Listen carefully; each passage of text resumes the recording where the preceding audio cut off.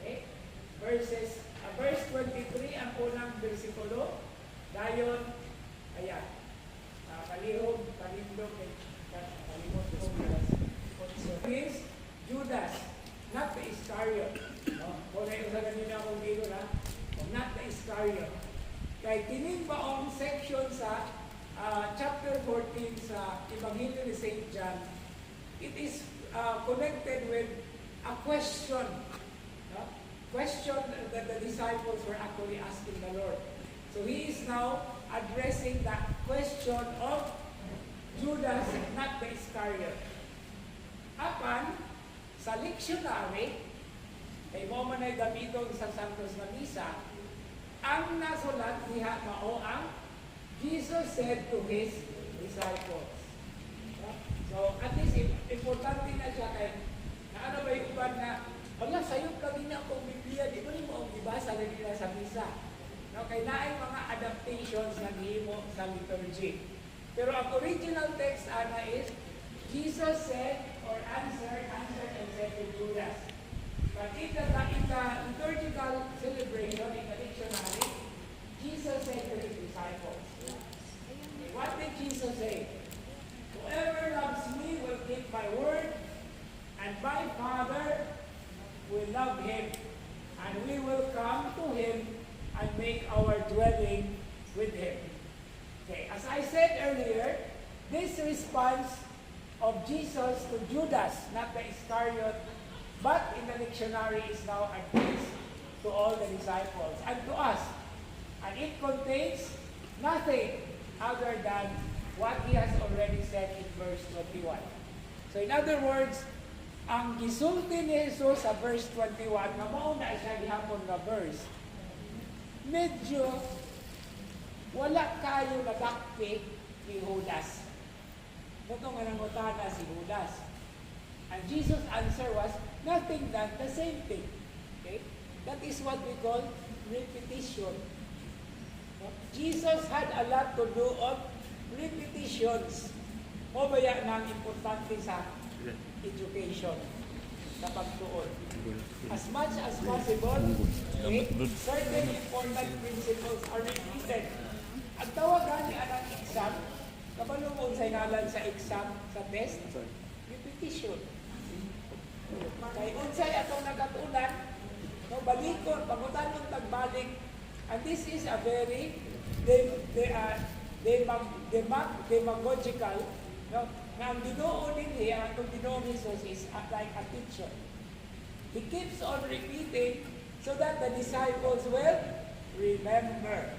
Okay? We are now in the same expression once more. It is to be repeated in order to be remembered.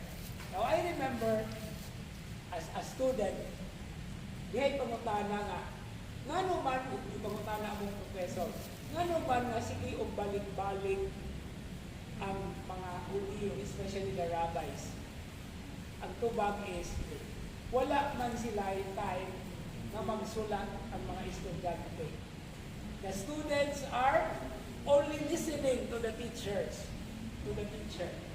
And a very beautiful imagery is said, the students are like open buckets, empty buckets, na sa ilang bakante, sa ilang pagka-masiyo, ang ilang madunggan, mo'y ilang madawat. But it is to be repeated so that it will become part of the process. And this is where remembering comes in.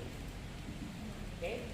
So I remember my professor, niingon siya na, do not memorize, we have an exam, but do not memorize what I gave you. Do not memorize the lesson. What do we do, Father? Just remember. Namura din gihapon ang memorize and remember. Di magkakahinom-hinom kung dili mo sa ulohon. Okay. So, kung na siya karon. Okay. Now, Jesus' self-revelation after His departure will only be open to those who will keep His word, meaning to say to listen, as the one sent by the Father, and thus give proof to their love for Him. So ang gugma di ay nga iyang gimando, nga iyang gisugo is to be responded by listening, by remembering. It is the mind that actually receives, but it is the heart, it is in the heart that is being kept.